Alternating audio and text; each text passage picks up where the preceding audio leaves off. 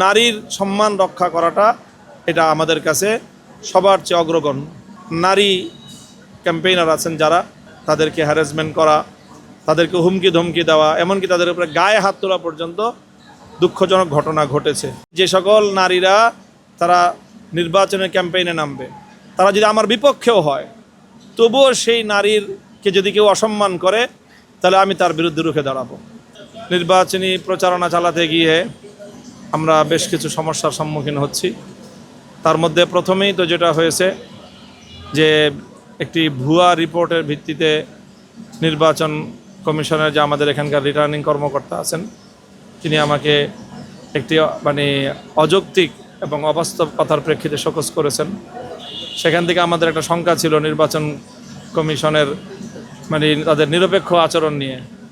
এরপরে যেটা হলো যে আমাদের এই আসনের একজন প্রতিদ্বন্দ্বী প্রার্থী তিনি প্রকাশ্যে সাংবাদিকদেরকে বলে কয়ে ঘোষণা দিলেন যে তিনি নির্বাচনী আচরণবিধি মান্য করবেন না, লঙ্ঘন করবেন, এবং ঘোষণা দিয়ে তিনি মাঠে নামলেন, যেখানে নির্বাচন কমিশনের পক্ষ থেকে বেঁধে দেওয়া বিধিনিষেধ আছে যে একটা আসনের সর্বোচ্চ 20টি বিলবোর্ড তারা টানাতে পারবে। আমরা 20টি টানিয়েছি, কিন্তু একজন প্রতিদ্বন্দ্বী প্রার্থী দেখলাম তারা প্রায় 50-এর বেশি বিলবোর্ড ইতিমধ্যে তারা লাগিয়েছে এবং প্রতিদিন তারা লাগাচ্ছে। নির্বাচন কমিশনকে আমরা একাধিকবার দৃষ্টি আকর্ষণ করেছি, তারা শুধু নানা প্রক্রিয়ার কথা বলে তারা কালক্ষেপণ করছে, কিন্তু এখনও পর্যন্ত কোনো কার্যকর পদক্ষেপ তারা গ্রহণ করেনি। তারপরে আবার দেখলাম সেই একই প্রার্থী তারা যানবাহনে করে ডিজিটাল প্রচারণার নামে, যেটা আইনত সম্পূর্ণরূপে নিষিদ্ধ, দিনে দুপুরে গোটা এলাকার মধ্যে তারা এই রকম প্রচারণা চালাচ্ছে।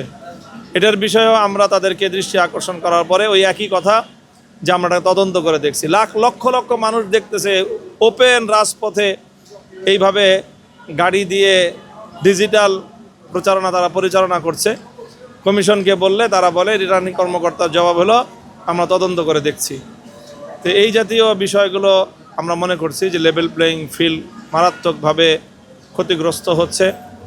এরপরে আবার আমাদের যে সকল নারী ক্যাম্পেইনার আছেন যারা, ইতিমধ্যে তাদেরকে হ্যারাসমেন্ট করা, তাদেরকে হুমকি ধমকি দেওয়া, এমনকি তাদের উপরে গায়ে হাত তোলা পর্যন্ত দুঃখজনক ঘটনা ঘটেছে। এই জাতীয় ঘটনা যারা ঘটিয়েছে, সেই ঘটনাটাকে আবার আড়াল করার জন্য আজকে দেখলাম একজন প্রার্থীর স্ত্রী তিনি এখানে ক্যাম্পেইন করতে গিয়ে তিনি সোশ্যাল মিডিয়াতেও ওনার প্ল্যাটফর্ম থেকে উনি প্রচারণা চালান। আমি ইতিপূর্বেও বলেছি আমার বক্তব্যের মধ্যে যে নারীর সম্মান রক্ষা করাটা এটা আমাদের কাছে সবার চেয়ে অগ্রগণ্য। এই জন্য আমি বারবার আমার ঘোষণায় বক্তব্যে বলেছি যে সকল নারীরা তারা নির্বাচনের ক্যাম্পেইনে নামবে, তারা যদি আমার বিপক্ষেও হয়, তবুও সেই নারীরকে যদি কেউ অসম্মান করে, তাহলে আমি তার বিরুদ্ধে রুখে দাঁড়াবো।